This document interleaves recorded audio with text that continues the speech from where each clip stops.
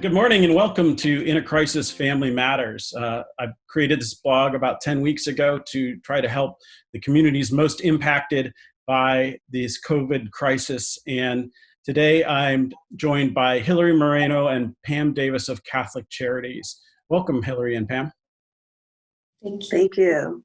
Catholic Charities serves so many communities around Chicago. I thought it would be great to hear how are these communities that you serve being impacted by this COVID crisis?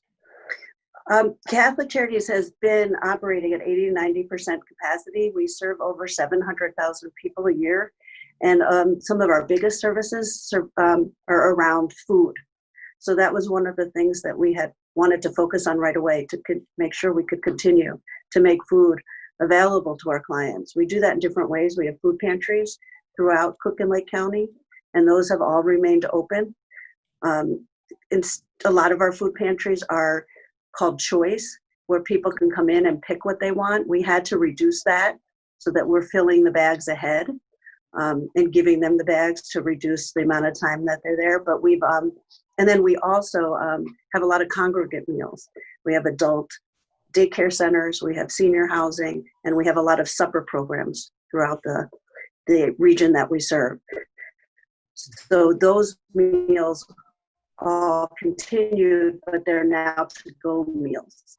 Mm-hmm. So Catholic Charities has served over 158,000 meals. So people, food became an increased need for people.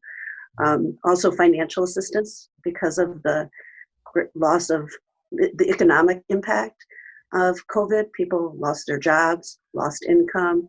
So financial assistance and rental assistance is something that we've had an increased number of calls about. Mm-hmm. And then counseling, while we can't do that face-to-face, we've been able to adapt to telehealth and provide those services.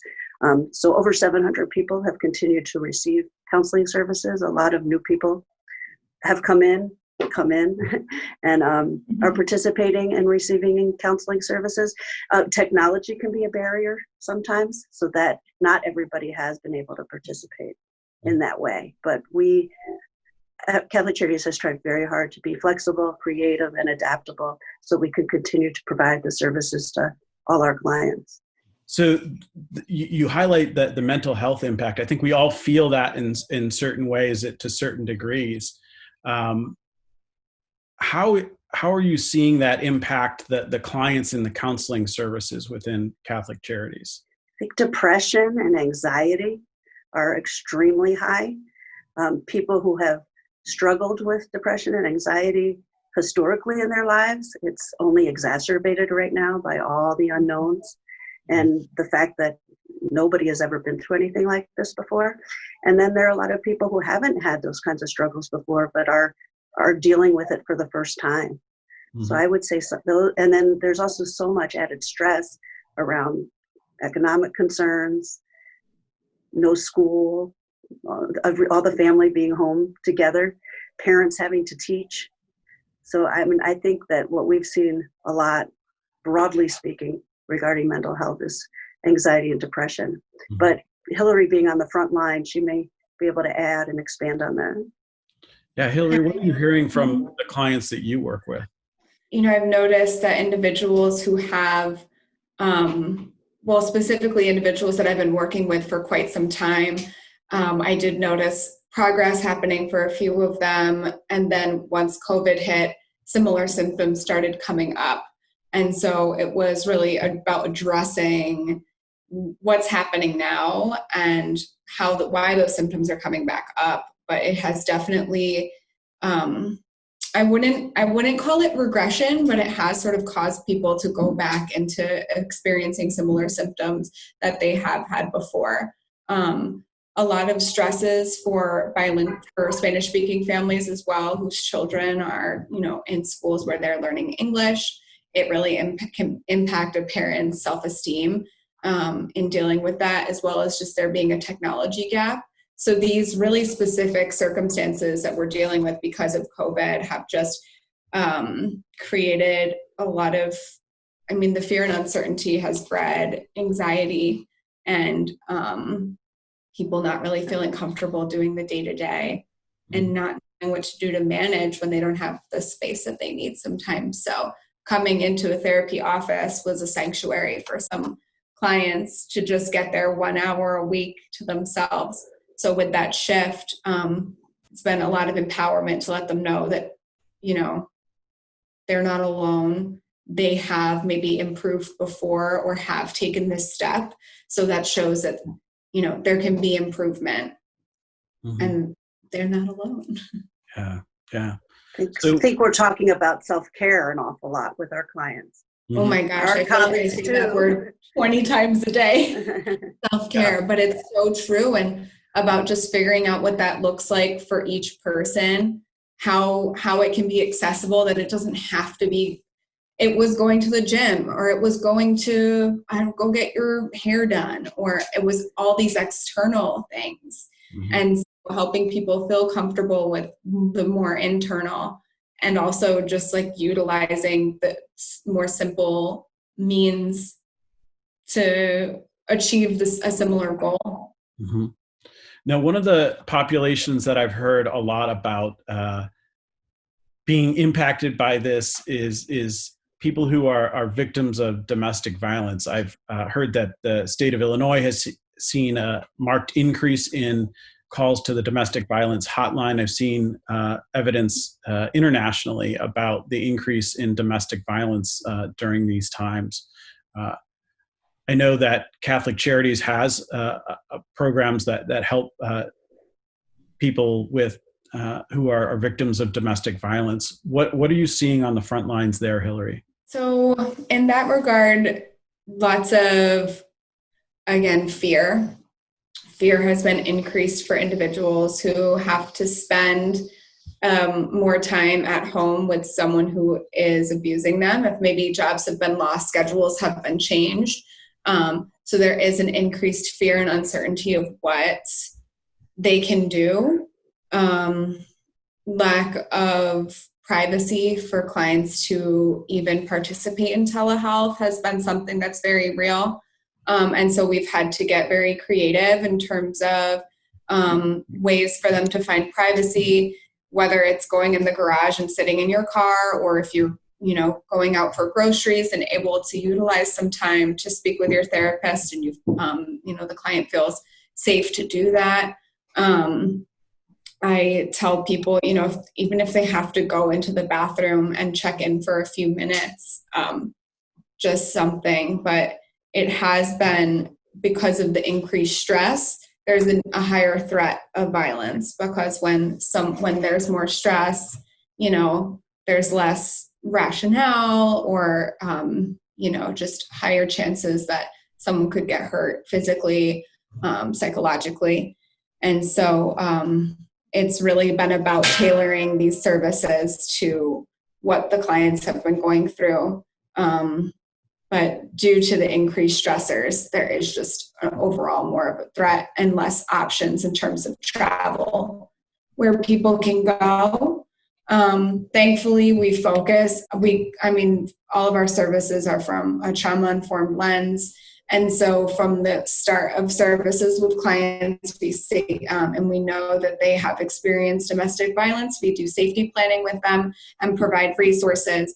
And then due to COVID, more types of resources have been available. So it's not just phone calls to the hotline, but it's text messages to the hotline as well. And so just being active to safety plan to help them feel safe. But, again, the increased and just being home more, being in higher stress environments, potential economic stressors as well can all contribute to just very challenging environments for individuals in DV situations. Pam, did you have something you wanted to add? I wanted to emphasize, kind of put an exclamation point on some of what you were saying, that this population is just one of the populations we feel has been at such high risk that we've really been extra concerned about during this time. And because of some of the difficulties, like Hilary mentioned, of people being able to find the time or the privacy to participate in counseling, we've been trying to do more frequent sessions, but shorter sessions, and a lot of check-ins. and letting the clients know, please, call us, text us. We've started to use texting a lot more, the counselors with the clients, so that if they're free, they have an unexpected time when they're alone, that we can take advantage of that.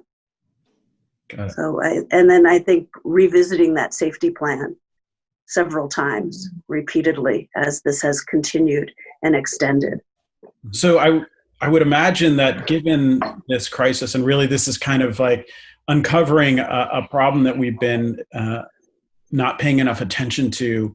It's like a pandemic within a pandemic. We've always had this issue of domestic violence. What can people do to stay safe in this environment? How can they get help and resources and stay safe? I have found that from my work with Catholic Charities and even in previous work in social services, word of mouth is a really big way that people hear about resources. And so I give all of my clients our intake line to save on their phone so that they can share it with other people, because we're always accepting new clients. But beyond that, in terms of what is available for domestic violence, just letting clients know that if they aren't able to make a phone call, or they don't feel comfortable making a phone call to, say, the police if it's necessary, I will always make sure they have the texting option, the text hotline for domestic violence. But also I just ensure them that focusing on themselves, sort of diverting their attention to their children, remaining focused on a task, maybe scheduling out their days to feel like they can focus on what is in their control, will ultimately help them feel like, with so much being out of their control, and I think for clients in general, and everyone's feeling lack of control right now, but in a DV situation, feeling like you can, look to something. For one client, she's cohabitating with a previously abusive partner, and they have multiple children. And I just tell her, I'm like, when you feel like the walls are closing in on you, maybe go for a walk with one of your kids if you're allowed to leave the house. Or I just tell her, like, maybe go chat with your daughter in her room, maybe do some exercises somewhere that you feel comfortable, just figuring out what they have going on, if they feel like they can't make a phone call. Mm-hmm. So what goes into creating a safety plan in a situation of domestic violence? So safety plan usually includes finding out if a client what their support system looks like. So if they're in an abusive relationship and things escalate one day and the client feels like they have to leave or they need support from someone, is there a family member or a trusted friend nearby that they can maybe go stay with, or someone that they can confide in when they're having a difficult time? And it's safe, relatively safe relationship. So is it someone that if the partner finds out they're talking to this, this person in their support system, is it going to cause more issues? How can the client safely communicate with their support system? And then also providing them with helplines and what's accessible in terms of text messaging, phone calls. And then understanding really also the capacity of the violence that's going on. When has been sort of maybe the most severe incidents of violence previously? How was that handled? Understanding in what situations does violence occur? And then going through the power and control wheel with clients to explain the cycle of domestic violence with them, to help them understand patterns a bit more. Mm-hmm. Pam, anything you would add to that? Well, Hilary did talk a great deal about the different things people can do when they can't make a phone call. But I think that one thing that is important for people to know, that the state has partnered with Lyft, and when people can call the hotline, there is a way for them to exit and get out and flee the situation. The state will send Lyft, and then there have been hotels set up where people can go and be safe. So that was a great step and a great partnership that we were happy to see early on in this. We also, COVID brought us to a place of creating a counseling support line that we never had before, that people can call to get some extra support at any point. You don't have to have an appointment. You can just call, and there's a counselor on the line waiting. And it's different than our intake line, where somebody has to go through kind of a whole intake process to be able to get into counseling. This can lead to counseling or cannot lead to counseling, but it's just an extra resource that we developed to help people during this time to have access to more support. So tell me a little bit more about the other programs that Catholic Charities has to support people getting out of instances of domestic violence. What are the programs that you have to support those people trying to get out of those situations? Catholic Charities has a legal assistance program that can help people who need orders of protection. We have a benefits program to help people apply for SNAP and TANF. And our immigration services are also available. We do serve a high group of immigrants, and that's another factor that often creates a lot of fear because of their immigration status. So we like to refer people to our immigration program so they know what their rights are, and there are programs that can help them as well. And maybe Hilary, you could talk a little more about VAWA. Mm-hmm. Yeah, so VAWA is a something in place where if an individual is married to someone who is a citizen of the United States or has legal status and utilizes that status to control their partner. So they will prevent their partner from getting any sort of legal status to continue exhibiting control over them, maybe, a threat to their safety. And so in this case, someone can be on the path to citizenship through applying to VAWA if they've been in this situation before. Andrew, we also we have 2 shelter programs that I think are important, and resources that are available to people who are leaving domestic violence situations. One is in Cook County and one is in Lake County. In addition to just being shelter, they have a program to help the women heal and their children. So it's a full program with support, with counseling, with support groups, with psychoeducation groups, learning about finance. And what are some of the other components? Computer training, I believe. And there's a daycare on site at one of them. So that is also helpful and really gives the women time to work on themselves and learn about themselves. And then there are case managers that work at the shelters who help them create a plan for how to be self-sufficient and when they leave the shelter. Mm-hmm.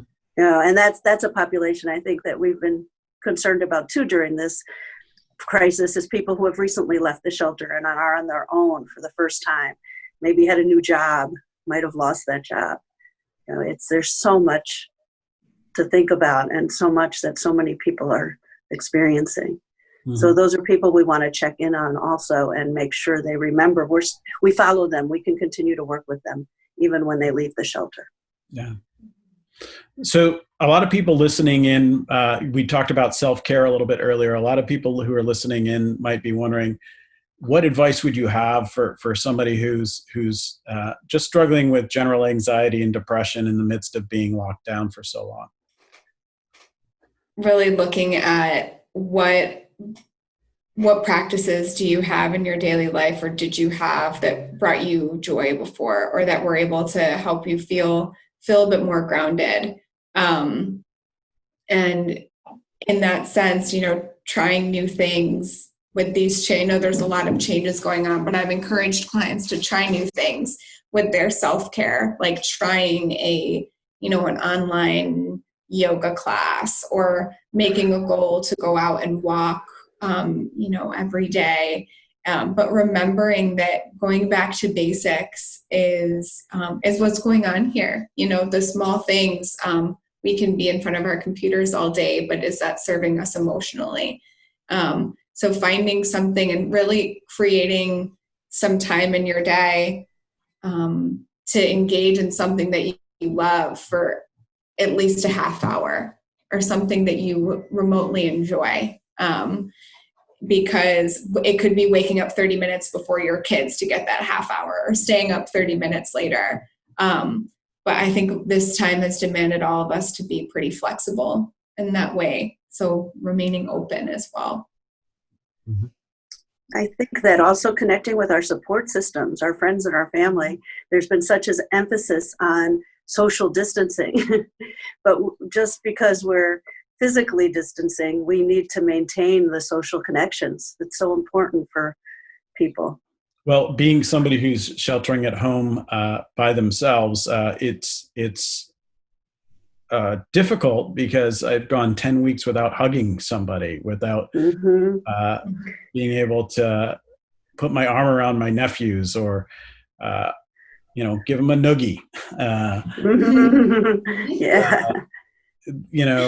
That human contact is really Yes.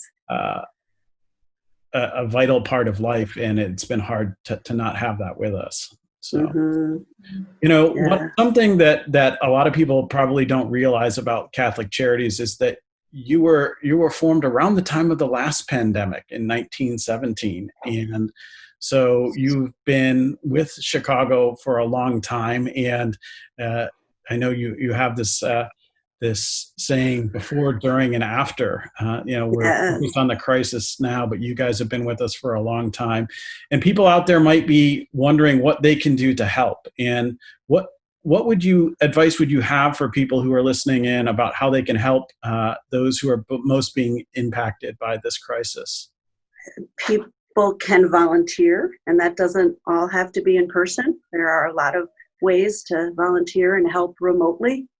So check our website. There are lots of opportunities, and there are in-person ones too, opportunities as well, for people who do feel safe, and all safety precautions are being taken in any setting where we are doing in-person services. So that's one way I think people can help. Donations are always welcome and helpful. The need is so great right now. And people who are calling for rental assistance, utility assistance is just higher than it's been in a very, very long time. I remember the crisis in 2008, and it's more than that right now. And people are just so scared because they don't know how long this is going to last. So monetary donations are a way to help also. Mm-hmm. So if people wanted to get access to the counseling services and counseling support, how would they contact you guys? People can call us at 312-948-6951, and they can have access to an English or Spanish-speaking counselor. If we aren't available at that moment, you can leave a message, and we will get back to you as soon as we can. So I think another way that people can help, now that we say that, is to know what the resources are for people, like this counseling support line, the Illinois State Domestic Violence Hotline, places people can go for food. When people know what the resources are, and then they come into contact with people that need them, and you never know who needs them and who's being impacted how. They have that information and they can give it out. Well, that's great advice and great input, and amazing support resources that are available at Catholic Charities. I want to thank you guys both for taking the time to talk with us today, and for everything you're doing to help those people on the front line. And I'm going to be making a donation in support to support the great work that you're doing, and I will encourage others to do the same and volunteer and help in any way they can. So thank you both. Thank you. Thank you very much for your interest and your support of Catholic Charities, and for giving us this platform to talk about our clients and the services that we're trying very hard to provide.